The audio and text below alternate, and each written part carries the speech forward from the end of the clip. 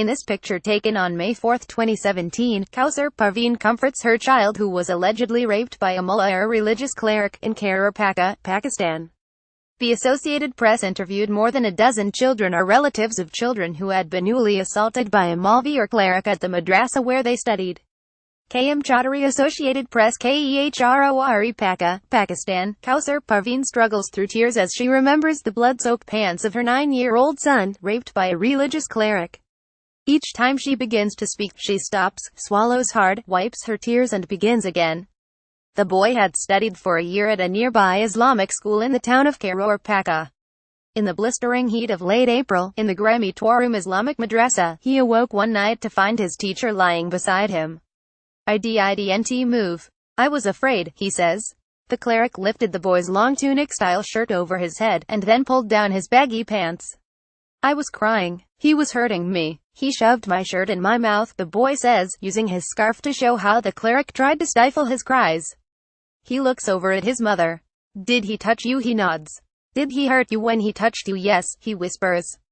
Did he rape you? He buries his face in his scarf and nods yes.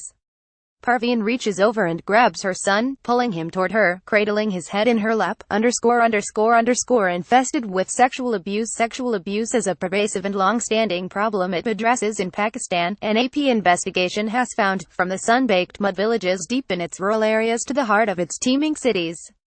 But in a culture where clerics are powerful and ually abuse is a taboo subject, it is seldom discussed, or even acknowledged in public. It is even more seldom prosecuted. Police are often paid off not to pursue justice against clerics, victims' families say. And cases rarely make it past the courts, because Pakistan's legal system allows the victim's family to forgive the offender and accept what is often referred to as blood money. The AP found hundreds of cases of ually abuse by clerics reported in the past decade, and officials suspect there are many more within a far-reaching system that teaches at least 2 million children in Pakistan.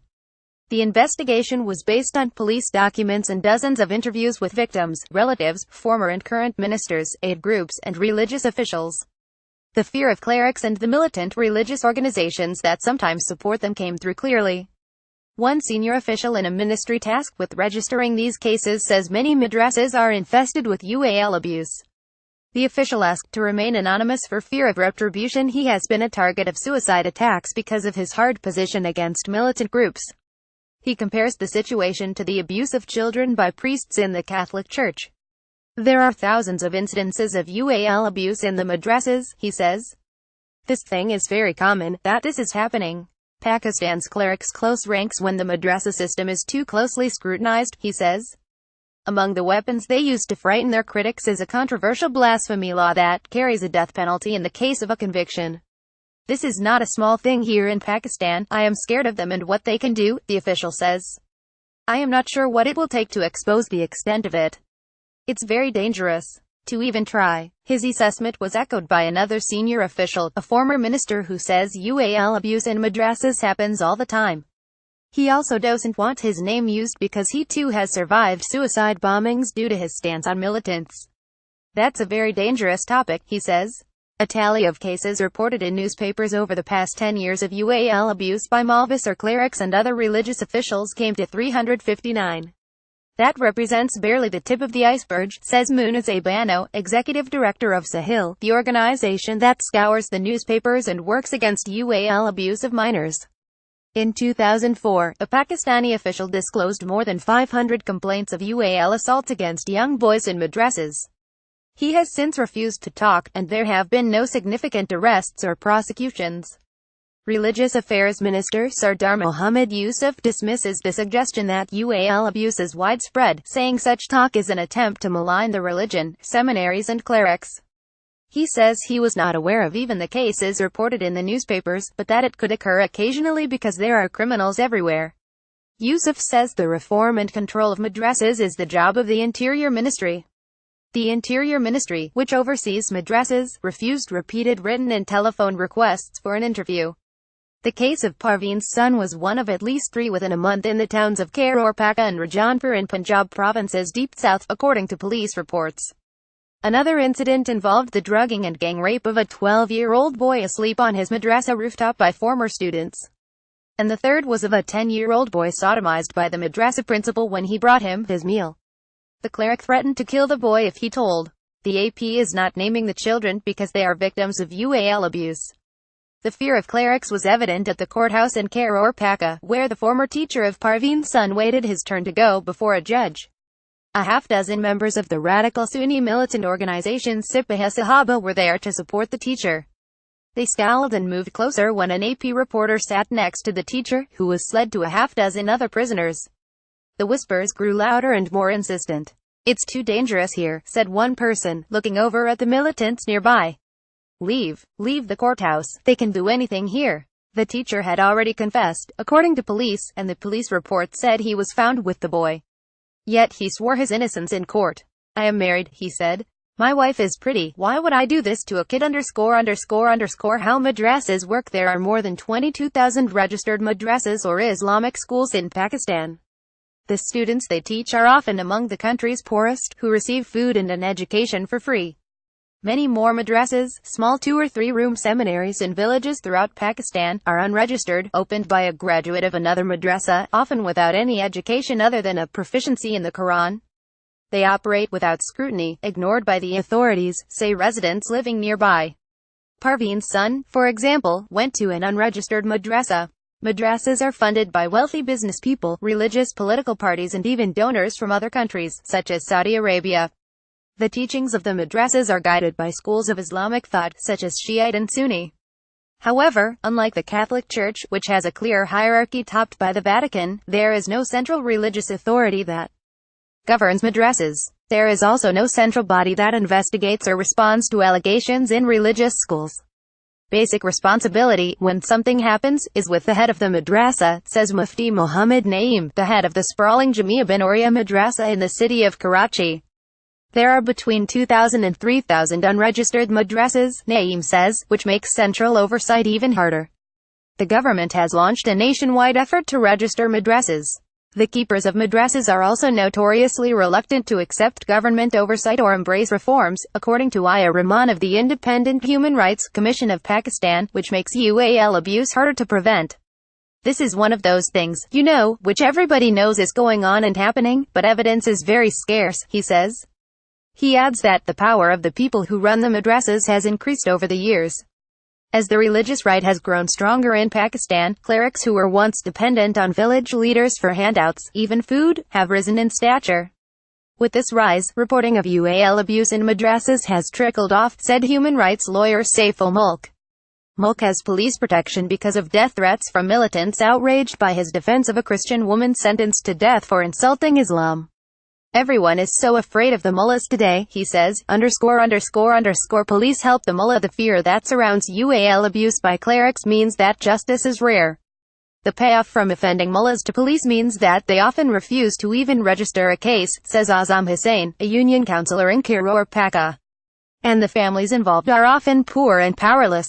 "Poor people are afraid, so they don't say anything," Hussain says. Police help the mullah. Police don't help the poor. Poor people know this, so they don't even go to the police.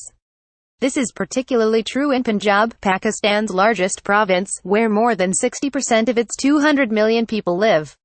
Even Pakistan's own Punjab Provincial Anti-Corruption Department in a 2014 report listed the Punjab Police as the province's most corrupt department. Police say they investigate when a complaint is made, but they have no authority to take a case forward when the family accepts money, which often happens. The family of a boy who says he was repeatedly assaulted by a cleric in a Punjab madrasa talks about their tussle with police. The boy isn't sure of his age. Maybe 10 or 11, he says.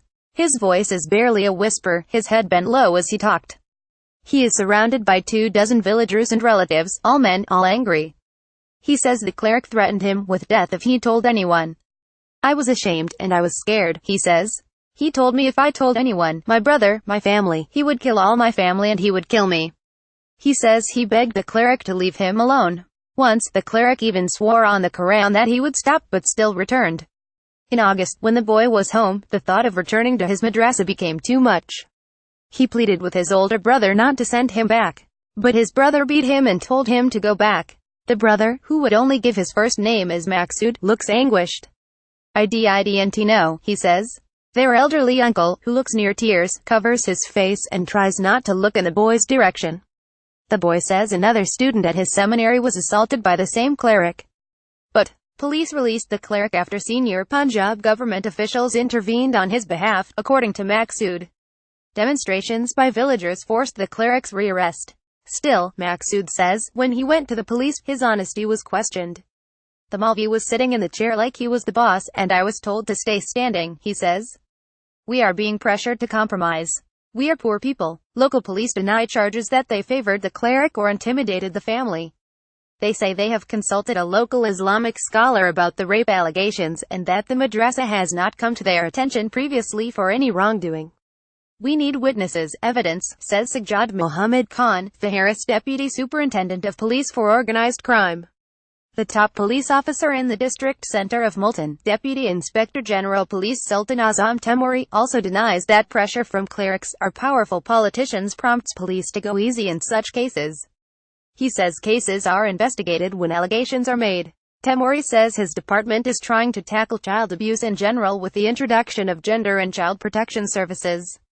The madrasa where Maqsood's brother went, with more than 250 students, has a reputation in the neighborhood for abuse. Two women with their heads covered hurry past, stopping briefly to warn a young Pakistani woman, "Don't bring your children to that madrasa. It is very bad what they do to the children there." A sign for the madrasa is emblazoned with the flag of a Taliban-affiliated group. After persistent knocking, a blind maulvi, Mohammed Nadim, led by a young student, agrees to speak. He denies that any abuse takes place inside the madrasa. Blood money victims and their families can choose to forgive an assailant because Pakistan's legal system is a mix of British common law and Islamic Sharia law. A similar legal provision was changed last year to prevent forgiveness of honor killings, where victims are murdered because they are thought to have brought shame on their families. Honor killings now carry a mandatory sentence of life in prison, but clerics and ually abuse cases can still be forgiven. Sahil, the organization that scours newspapers for cases of ually assault, offers families legal aid to pursue such cases. Last year, Sahil found 56 cases of ually assault involving religious clerics. None of the families accepted Sahil's offer of legal assistance. In cases that are pursued, convictions do occasionally happen. In South Punjab, a cleric was convicted of ually assaulting a minor girl in 2016 and sentenced to 12 years in prison and the equivalent of a $1,500 fine. The same cleric had in the past managed to get several families to settle over ually abuse cases because of his close links to religious extremist groups, said local officials. This time, a local activist group known as Roshan Pakistan, or Bright Pakistan, persuaded the family of the young girl to resist. Far more often, the family gives in, as in the case of a 9-year-old girl who was raped by the maulvi of the unregistered madrasa she attended, according to a police report. Her uncle, Mohammed Azam, points across a field to the madrasa, surrounded by a high wall. The girl started working 2 years ago, at 7, and her only schooling was in the Quran. She spent the rest of the day sitting cross-legged on a mud floor inside a swelteringly hot room sewing the traditional shalwar kameez. Last July, a cleric forcibly took her shalwar off and started molesting her, according to the police report obtained by the AP. She screamed. 2 men heard her screams and stormed into the room, and found the cleric attacking her. Seeing them, the cleric fled, and the men took the bleeding girl home, the report said. We would hear that these kinds of things happen, children raped in the madrasas, but you never know until it happens to your family, says Azam, her uncle. Yet the family settled the case out of court. He refused to say how much money they got, but neighbors say it was around $800. The family took money to not speak about it, says Rana Mohammed Jamal, an elderly neighbor. He says he believes abuse has occurred predominantly in the small madrasas that spring up in poor neighborhoods, where it is just the mullah and no one can say who he is, and he can do anything. Parveen, the mother of the 9-year-old boy who says he was raped by his teacher in Kehror Pakka, vowed that she would never give in to intimidation. But relatives and neighbors say the family was hounded by religious militants to drop the charges and take money. In the end, the mother forgave the cleric and accepted $300, according to police. The cleric was set free. Copyright 2017 The Associated Press. All rights reserved. This material may not be published, broadcast, rewritten or redistributed.